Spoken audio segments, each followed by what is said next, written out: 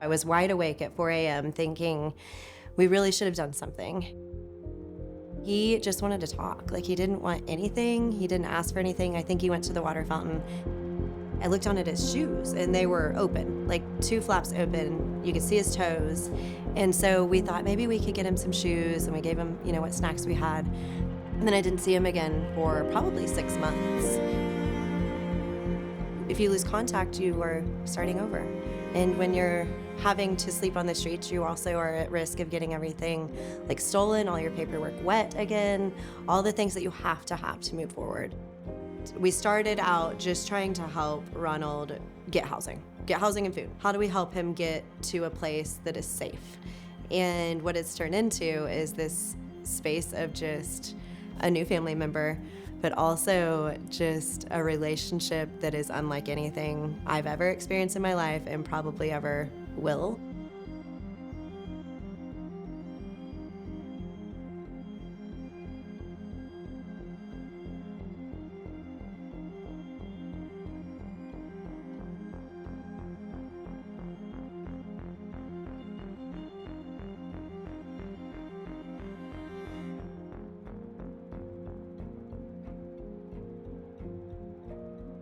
A friend of mine called and she said, I just felt like the Lord was telling me that you want to be a part of this story and that you have something maybe to offer to help. And they had actually put him in a hotel for a week and taken him that night, and they didn't really know where to go from there, and I didn't either, but we thought maybe we can figure this out together. So after he was housed for the week through our friends, my husband and I prayed, and it was, we could do another week is all we could do. He had had his backpack stolen like 2 years prior, and he did not have any identification. He wanted to work but couldn't because he didn't have an ID. He did not have a cell phone and never had, so he had nothing. And so my first thought was, okay, food.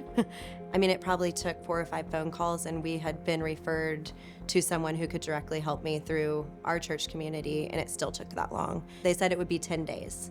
And so immediately it was like, okay, what's the next step?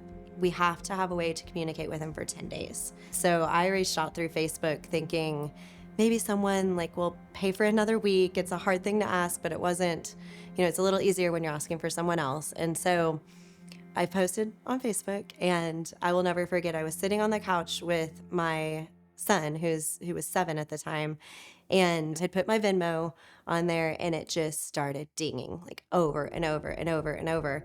And I am not an emotional person, but I just started crying, weeping, because the thought that how easy it was for me to reach out and ask for something, and I had a community that would help.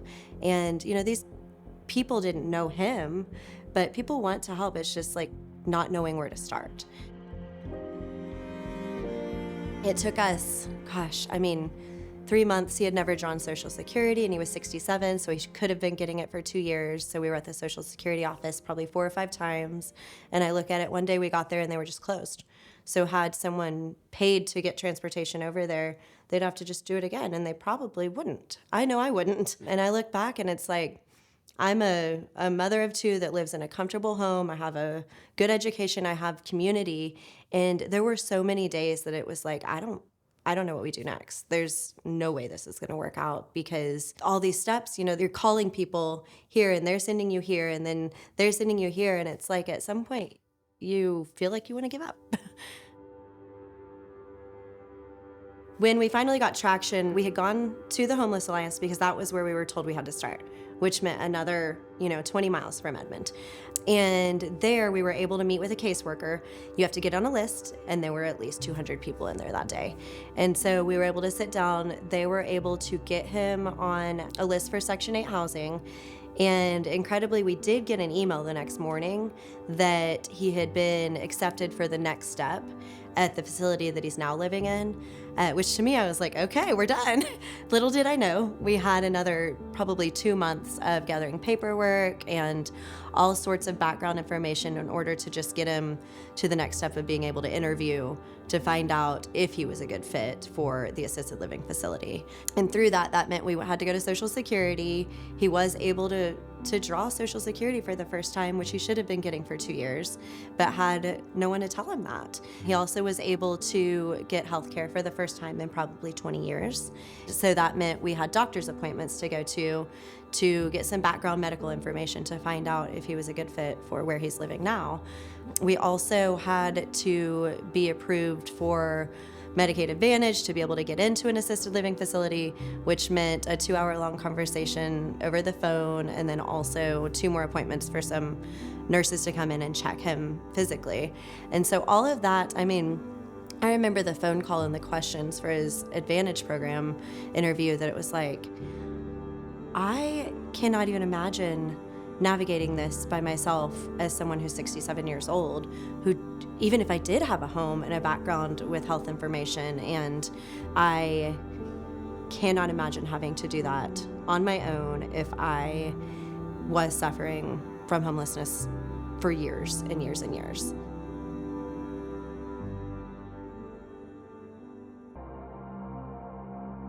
Our family's relationship with Ronald has changed, not only me, but I have a 6 and an 8-year-old, and I think that's one of the coolest things that I've ever seen, is that they have a relationship with him now, and he has a relationship with them. I mean, I get calls every day from him letting me know each night that he's safe, and it always ends with, tell Miles and Ivy hi, tell Easton hi, I love you guys, and say your prayers.